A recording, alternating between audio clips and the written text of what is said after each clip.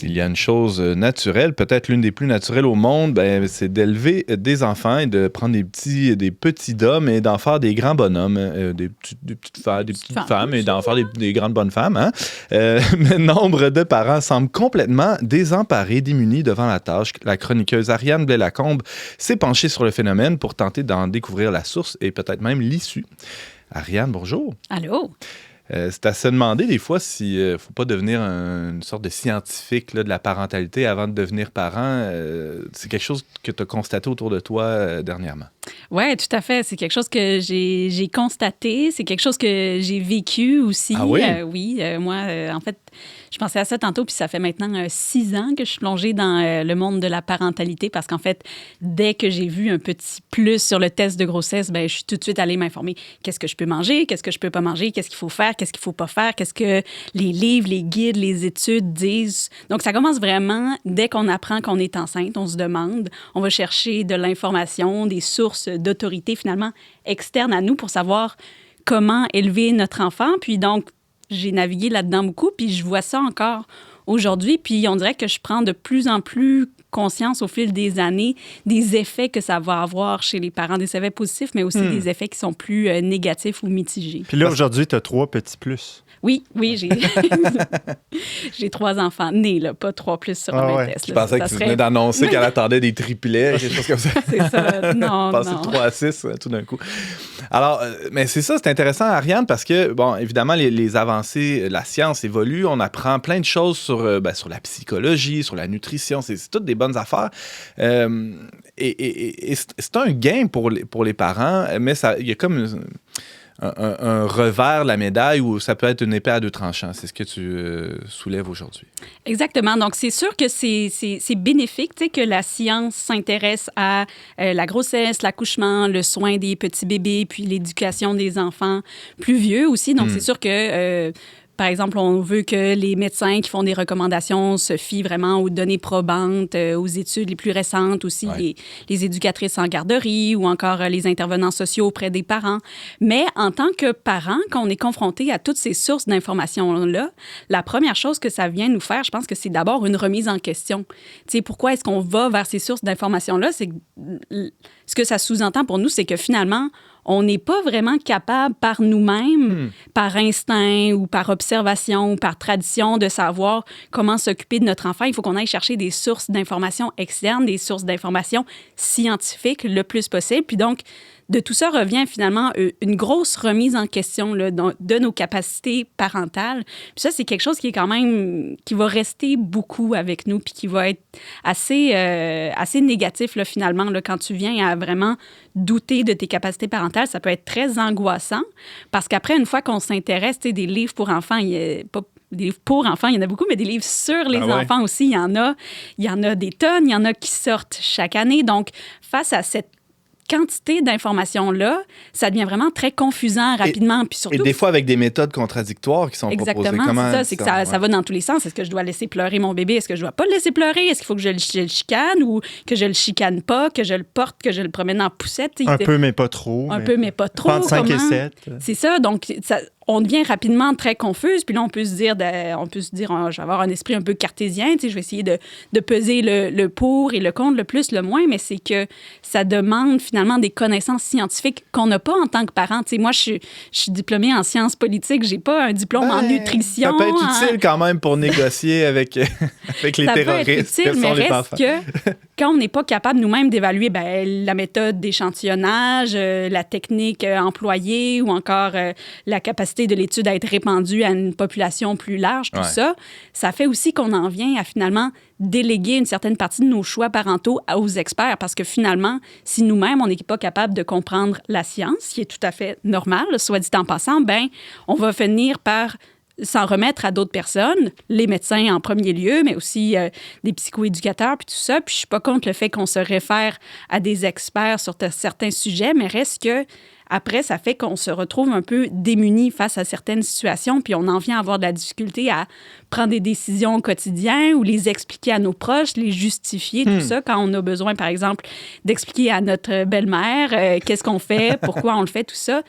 si on en vient vraiment à douter de nos capacités, à plus être capable vraiment de faire nos choix nous-mêmes, bien, ça devient vraiment très, très problématique, là, très nuisible aussi pour notre estime de nous-mêmes en tant que parents pour naviguer dans ce monde-là. Là. C'est clair. J'ai comme l'impression que, de manière générale, on irait voir des spécialistes quand il y a des problèmes. Mais là, c'est comme aujourd'hui, tout devient potentiellement un problème, puis on se demande s'il n'y a pas moyen de faire toutes les choses autrement que ce qu'on pense spontanément, ou je sais pas. Puis chaque nouvelle découverte devient un peu comme un « il faut faire ça ». Puis ça met beaucoup de pression, ça, je l'impression. Oui, exactement. Bien, tu sors plusieurs éléments importants. Là. Un premier, c'est aussi que j'ai l'impression qu'il y a une certaine rupture dans la tradition puis la transmission des connaissances des mères aux filles, des pères aux fils aussi. Mais c'est surtout que, en fait, je pense qu'il ne faut pas non plus qu'on se blâme nous-mêmes, disons, la génération des jeunes mamans, parce que c'est un processus qui a été commencé il y a longtemps. Tu sais, des manuels pour... D'abord, c'était des manuels plus pour médecins, pour infirmières, mais c'est rapidement... Les mères sont rapidement devenues les destinataires des manuels, des guides, comment élever votre enfant. Ça remonte au 19e siècle, à la fin du 19e siècle. Fait que, en un sens, c'est normal, tu sais, des fois qu'on ne veuille pas se fier à nos mères, nos grands-mères, parce qu'elles-mêmes se fiaient pas nécessairement à leur propre mère et grand-mère, mais aux médecins qui... puis comme la science aussi évolue tout le temps, mais c'est sûr qu'il y a une époque, on pensait que la formule, c'est incroyable, c'est la meilleure chose au monde. Puis là, on vient de dire, ah non, c'est plus l'allaitement. Fait que, tu sais, quand ma grand-mère me dit, ah, ben, tu sais, moi, à 1 an, mon médecin m'a dit d'arrêter d'allaiter puis de donner de la purée aux pommes à mon bébé. Puis là, je suis comme, ben, ouais, maintenant, la nourriture, ils disent plus d'attente. Fait que c'est sûr que comme on est déjà, ça fait plusieurs générations qu'on a brisé l'idée qu'il y a une manière culturelle ou traditionnelle ou familiale de s'occuper des enfants, puis qu'on s'en remet toujours aux experts, à la science, puis que la science évolue, ça fait aussi qu'on ne peut plus nécessairement se fier à nos ancêtres. Là, il y a eu une époque où on mettait le bébé dans une espèce de landau, là, dans la voiture sans l'attacher. Ça a évolué, ces choses-là. Mais reste que ça ne s'applique pas nécessairement à tout. Pour tout ce qui est les questions de la discipline, des fois, on peut avoir des éclairages intéressants ou juste la question de dormir sur le dos versus sur le ventre. Maintenant, il faut dormir sur le dos parce que ça réduit les risques de mort subite du nourrisson. Mais c'est vrai que les bébés, ils dorment mieux sur le ventre. Puis, il y a des situations où si t'es tellement crevé que tu peux faire le choix de coucher ton enfant sur le ventre, puis ça fait pas de toi une mauvaise mère. Tu mets pas dans assumer les conséquences, Ariane. Mais rapport au risque a évolué. Je vois tes consoeurs opiner pas mal depuis le début de ta chronique. Ariane, tu permets que je les... Avec plaisir. Je leur passe le micro. Émilie, tu reçois ça comment? Est-ce que tu entends là? Bien, je reçois... Moi, c'est ce que j'expérimente, là, mais ce que je trouve qui est particulièrement marquant, puis James l'a nommé, c'est que tout est ramené à une problématique. C'est comme si toutes les dimensions du fait d'élever un enfant allaient comme être évaluées comme un problème. Puis, tu sais, moi, mon bébé a eu un suivi médical, tu sais, à quelques jours de sa naissance. Donc, j'ai vraiment apprécié avoir ce soutien-là. Mais par ailleurs, que tout soit médicalisé. Puis, tu sais, quand je vais chez le médecin ou différents spécialistes, j'ai toujours l'impression qu'il doit y avoir une analyse. Bon, est-ce que votre enfant est normal? Est-ce que dans votre développement, il est rendu là où il devrait Est-ce qu'il rentre dans les protocoles et les chartes? Mais tu sais, moi, je me dis, mais non, tu sais, en autant que, tu sais, il ait l'air en forme, tu sais, qu'il ait de la vitalité, qu'il mange bien, qu'il soit souriant, pas trop souvent malade, mais il me semble que ça va, là. Je trouve que, tu sais... En tout cas. Ouais, c'est très, très juste que tu soulignes là. Puis s'ensuit une espèce de culpabilité ou de responsabilisation individuelle si jamais on coche pas toutes les cases ou si l'enfant... c'est quelque chose que tu as observé aussi, Ariane? On se questionnait à quel point la science soulève... c'est quoi les effets que ça donne sur les parents? C'est ça. C'est aussi qu'après, c'est sûr que d'être confronté à plusieurs informations, ça peut être bénéfique parce que quand on parle de choix informés, il y a la notion d'information. Donc, des fois, c'est bon de savoir que ma mère a fait telle chose, mon ami fait telle chose, les recommandations sont les telles, on a observé des choses, donc je vais faire les choix. Mais c'est qu'après, il reste qu'on fait des choix par rapport à notre situation.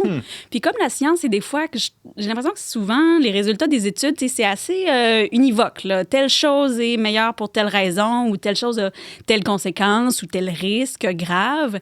Puis là, des fois, on fait un choix par rapport à notre situation, là, on va prendre l'exemple des écrans. Tu sais, les recommandations, c'est vraiment 0 écran avant 6 ans.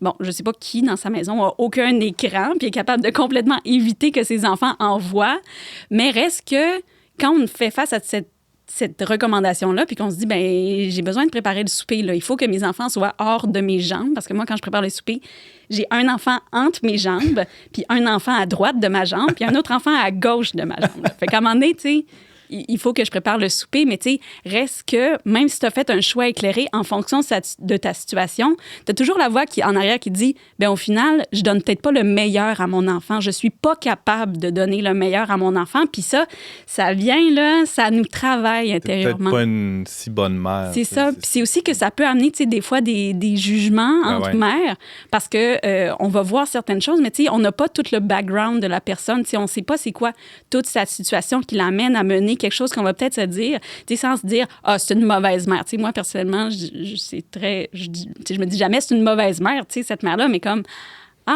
sais, est-ce que... c'est spécial. C'est spécial. Il y aurait peut-être moyen de faire mieux. Peut-être qu'elle n'a pas lu ce livre-là, elle, tu sais. Mais reste qu'on ne sait pas la situation au complet. Puis, tu sais, sûrement que dans cette situation, je ferais la même chose. Tu sais, chaque mère fait de son mieux, là, finalement. Laurence, t'es une mauvaise mère, toi? J'allais dire 2 choses, là. Moi, je pensais régler pour les soupers avec les fameuses tours d'observation, là, mais mon fils, il veut se pitcher par-dessus, fait que finalement, c'est pas tellement une solution. Mais moi, j'allais dire, tu sais, je suis un peu... Je l'avais écrit, là, j'avais écrit un texte, 2 philosophes et un bébé. Là, mon mari et moi, on est assez paresseux là, sur tout ce qui est lire les revues scientifiques, tout ça, puis je me souviens... Bon, toi, tu disais, tu sais, j'ai eu un résultat positif, je me suis mise à lire tout ça. J'ai tout lu, là, tu sais. Moi, je suis plus du genre, mon médecin me demande t'es à combien de semaines? Je dis, je sais pas, c'est ta job. C'est à peu près 6 mois, là, 6 mois et demi, je sais plus. Puis, moi, l'erreur que j'ai faite, c'est pas tant de me suivre la science que de spotter du monde, dire c'est du bon monde, puis je vais faire comme eux. Mais je me souviens en particulier, un de mes profs de philo qui a eu 8 enfants. Fait que, je me disais, un prof de philo, il a eu 8 enfants. M'avait donné un conseil que j'arrivais pas à appliquer, mais le problème après, c'est que je disais à Pierre-Luc, là, c'est parce que je m'occupe de mon fils. Puis j'entends juste la voix de mon prof de philo dans ma tête, puis je sais plus je suis qui, je sais plus comment faire, je sais plus, tu sais, je me sentais aliénée, là, j'entendais juste la voix d'un vieux prof de philo en arrière, c'est comme ça, c'est comme ça, c'est comme ça. Puis ça, je pense que c'est un problème à un moment donné que tu suis plus ta conscience, puis ça peut se produire dans d'autres domaines, là. Je pense que dans la vie religieuse, ça se produit aussi, là, tu sais, qu'on veut être un bon croyant, puis à un moment donné, on sait même plus comment prier, on sait même plus comment faire, parce que l'autre prie comme ça, puis on se dit ça serait peut-être mieux. Bref, tu sais, c'est vraiment, je pense que c'est le principe de s'aliéner qui est dangereux en grande partie. Il y a des injonctions qui viennent de partout, finalement. Oui, c'est ça.